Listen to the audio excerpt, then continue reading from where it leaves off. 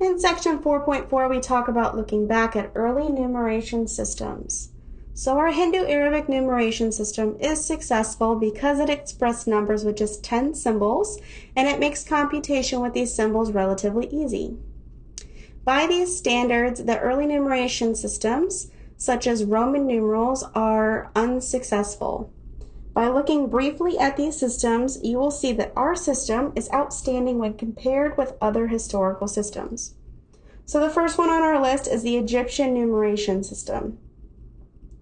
Like most great civilizations, ancient Egypt had several numeration systems.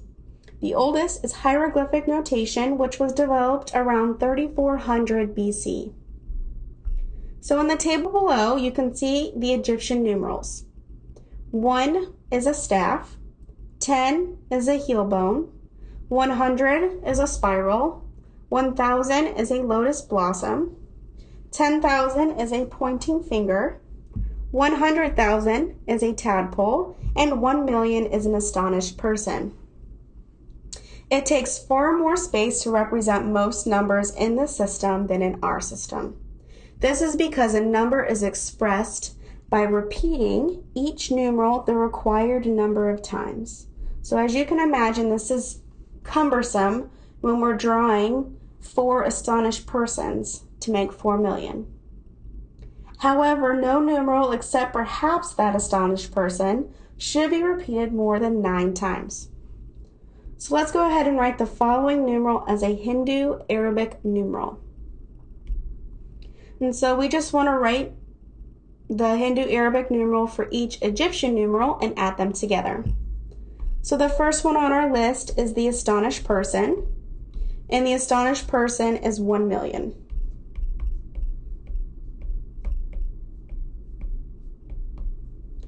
The next on our list is the pointing finger, and we have 2 of them.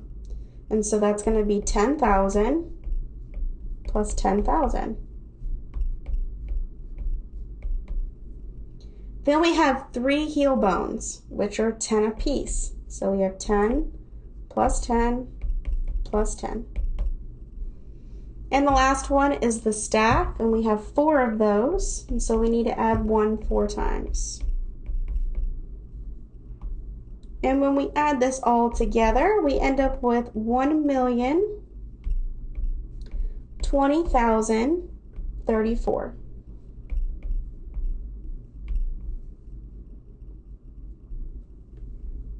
Now let's go in the opposite direction. I'm giving you 1752 in our Hindu-Arabic numeral, and I want you to write it as an Egyptian numeral. So the first thing we want to do is let's break apart 1752 first and put that in expanded form. Well, the 1 is in the 1 is in the thousandths place. 7 is in the hundredths place.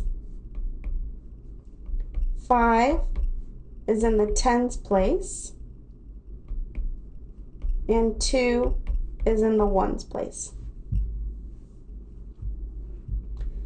And so I'm just going to break this apart. We have 1,000 plus, I have 7 100ths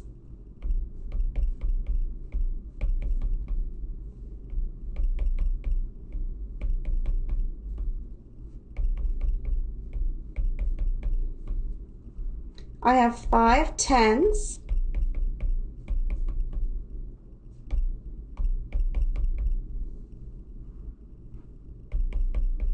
and I have 2 ones. And so now I can put the symbol with the numbers. So 1,000 is the lotus blossom, and you're going to have to forgive me for my terrible drawings.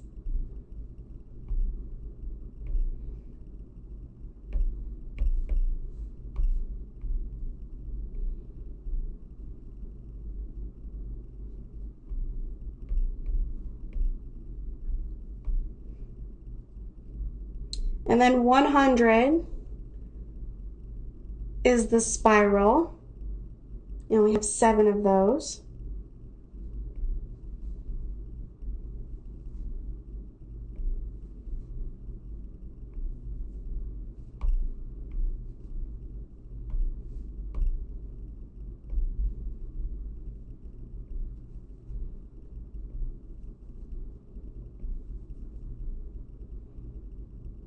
And then we've got 10, and we have 5 of those, and 10 is the heel bone. And we had 2 ones, which is the staff. And so that took a lot more work than writing it in our numeration system.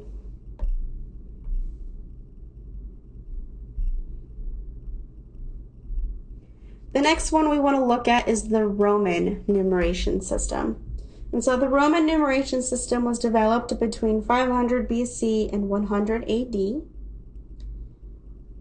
It evolved as a result of tax collecting and commerce in the vast Roman Empire. The Roman numeral were used throughout Europe until the 18th century, and they are still commonly used in outlining on clocks, for certain copyright dates, and in numbering some pages in books. Roman numerals are selected letters from the Roman alphabet.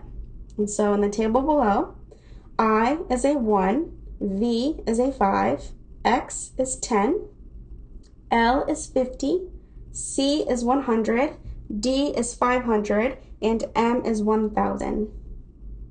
And so if the symbols decrease in value from left to right, then we add their values to obtain the value of the Roman numeral as a whole.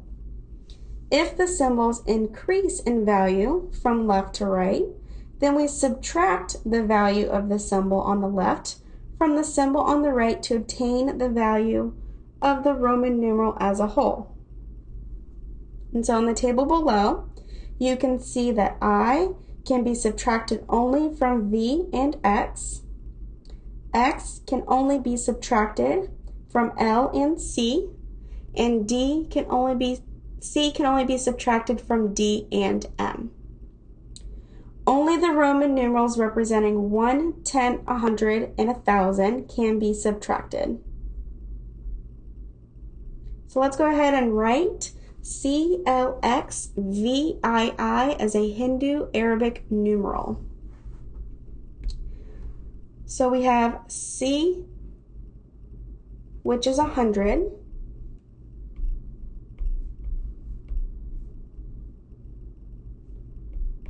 We have L, which is 50. We have X, which is 10. Then we have V, which is 5. And then we have 2 I's, which is a 1 and a 1. So when I add this all together, I end up getting 167. And so the reason why we just added all of these together is because C is a bigger number than L, L is bigger than X, X is bigger than V, and V is bigger than I. And so we just add the values. Now for the next one, we're going to have to do some subtraction. So we're looking at MCMXCVI. So let's look at M and C. Well, M is bigger than C, so we don't have to fix this. So M is 1,000. Let's look at the next two. We have C and M. Well, C is smaller than M, and so that's when the subtraction comes into play. And we subtract C from M. So that means we're taking 1,000 minus 100, which is 900. Let's look at the next two. The next two is X and C. So the same thing happens here. X is smaller than C, which means we need to do some subtraction. We're taking X away from C. Well, that's 100 minus 10, which is 90. The next two are V and I. Well, V is bigger than I, And so we're just going to keep these as normal. V is 5 and I is 1. And so adding these all together, we end up with 1,000 plus 900 plus 90 plus 5 plus 1, which gives me 1996.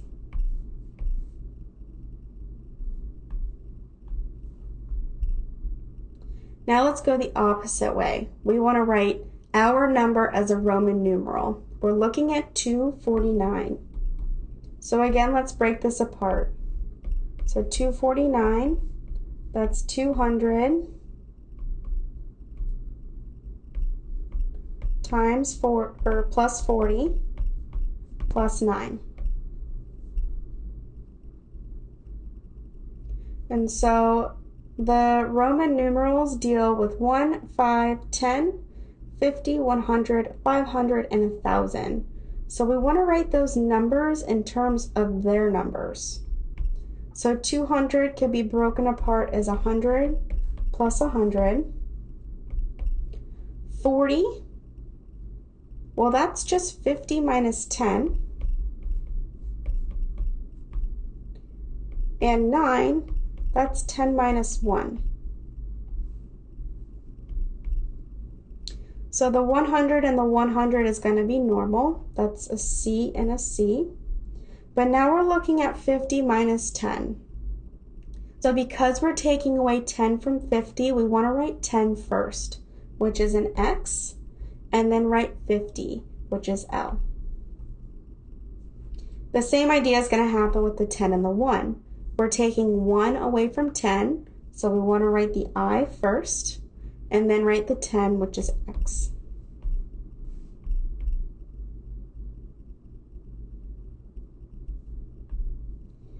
The Roman numeration system uses bars above numerals or groups of numerals to show that the numbers are to be multiplied by 1,000. So if you see L with a bar over it, that's just 50 times 1,000, or we get 50,000. Same thing goes if it's two numbers. So CM with a bar over, well, that's 900 times 1,000, which gives us 900,000. The next one on our list is the traditional Chinese numeration system. And so you can see in the table below their symbols with our numerals. So 1 is just a horizontal bar, 2 is 2 horizontal bars, and 3 is 3 horizontal. Then 4 is this square symbol with 2 lines inside. And this keeps going 5 to 10, and then we jump up to 100 and jump up to 1,000. Chinese numerals are written vertically, just as a reminder. So let's go ahead and write 3,264 as a Chinese numeral. So let's break this apart. 3,264, well, that's 3,000 plus 200 plus 60 plus 4. So looking at 3,000, which will be the top of our vertically written numeral, that's just 3 and then 1,000. Well, 3 is the 3 horizontal bars.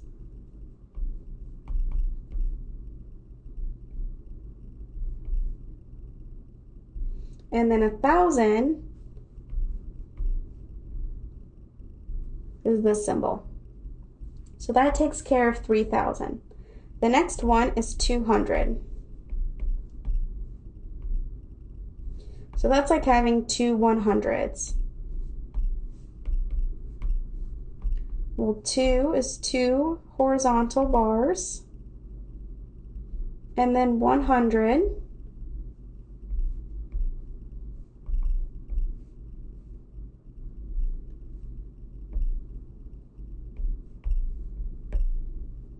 is this symbol.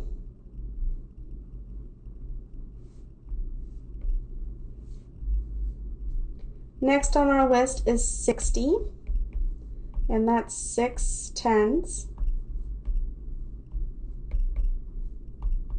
6 is this symbol.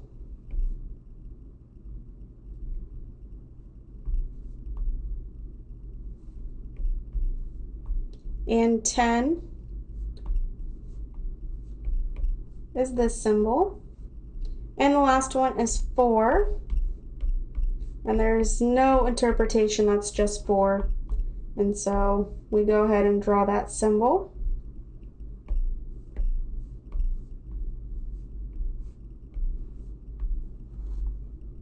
And that is how we would write the Chinese numeral of 3,264.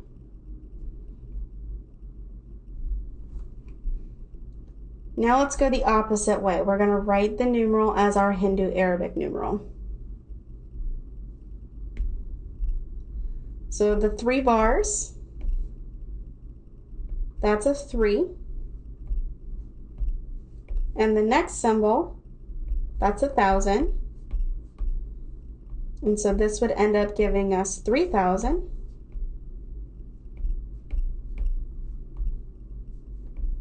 Our next symbol on the list is an 8. And then we have a 10, which this will give me 80. And the last symbol that we have is a 1. And so when I add this all together, I end up getting 3,000 plus 80 plus 1, which is 3,081.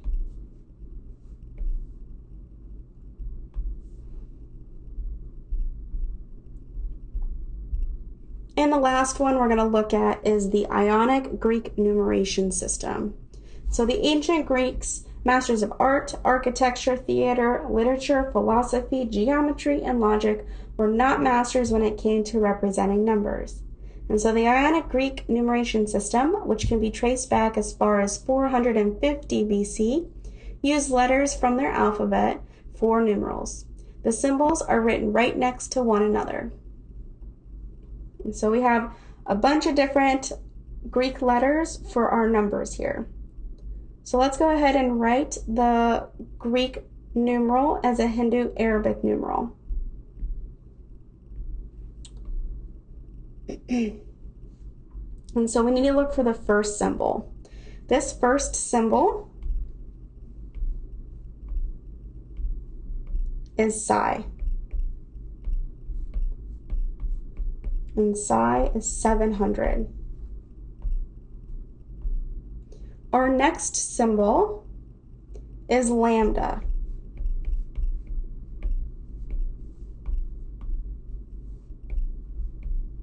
And lambda is 30.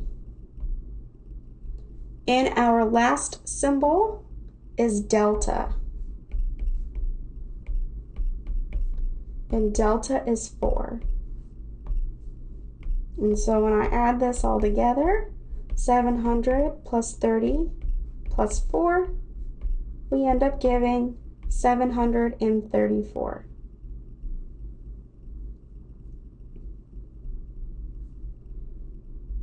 And let's go the opposite direction. We're going to write 483 as an Ionic Greek numeral. So let's go ahead and break this apart just like what we've been doing.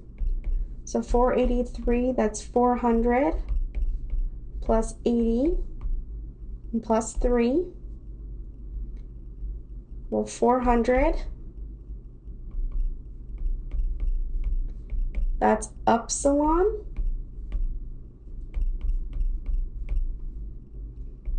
And it looks something like this. 80 is pi, which we should all know what that looks like. And then 3 is gamma, which looks like that. And so we just write those all next to each other.